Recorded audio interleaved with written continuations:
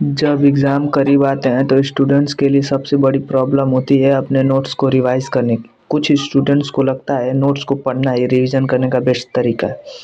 कुछ स्टूडेंट्स सोचते हैं एग्ज़ाम से एक दिन पहले वो अपने पूरे नोट्स को रिवाइज़ कर लेंगे, जिससे कि उन कुछ इम्पोर्टेंट टॉपिक्स छूट जाते हैं, जिससे वो एग्ज़ाम में अच्छा परफॉर्म नहीं कर पाते हैं।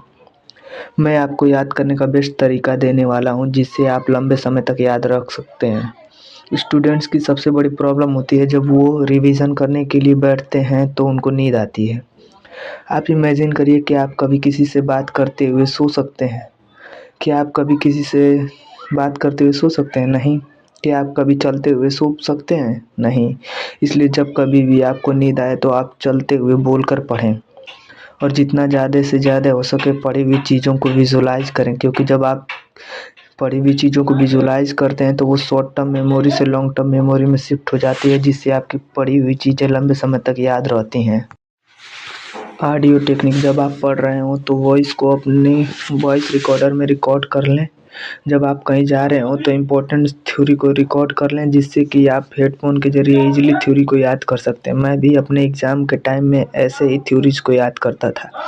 इम्पोर्टेंट थ्योरी को फ़ोन में रिकॉर्ड कर लेता था और जब मैं कहीं जाता था तो उसको हेडफोन के ज़रिए सुनता था। टीच अदर: जब आप किसी कॉन्सेप्ट को पढ़ लें तो उसे अपने किसी फ्रेंड के साथ डिस्कस करें। यदि आप यह नहीं करना चाहते हैं तो एक खाली पेज और पेन लें और थ्योरी कॉन्सेप्ट को खुद को ही पढ़ाएं या खुद को कॉन्सेप्ट समझाएं। ये सभी तरीके आपको बेस्ट तरीके से रिवीजन या याद करने के लिए काम आएंगे और कॉन्सेप्ट को लंबे समय तक याद रखने में मदद करें। How to revise wisely: student सोचते हैं एग्ज़ाम से एक दिन पहले रिवीजन करेंगे। यह गलत है। आपको डेली रिवीजन करना होगा। जब आप कोई चैप्टर ख़त्म करें तो उसकी समरी लिखें, इम्पोर्टेंट कीवर्ड्स को अंडरलाइन करें। जब शॉर्ट नोट्स को डेली रिवाइज करेंगे तो आपके कॉन्सेप्ट क्लियर हो जाएंगे। यह प्रोसेस आपको डेली करनी होगी। जब एग्ज़ाम करीब हो तो आप अपने चैप्टर्स को पढ़ने के लिए डेडलाइन बनाएं और एक फ़िक्स टाइम में ही चैप्टर्स को पढ़ें। और जब भी आपको चैप्टर रिवाइज़ करना है तो उसके शॉर्ट नोट्स से रिवाइज़ करें। प्रत्येक चैप्टर के 20 से 30 क्वेश्चन लगाएं। जो क्वेश्चन आपसे नहीं बनते हैं उनको अंडरलाइन करें तथा उन्हें अपनी शॉर्ट नोट्स में लिस्ट करें। प्रत्येक चैप्टर को आप 20 से 30 मिनट में रिवाइज़ कर सकते हैं।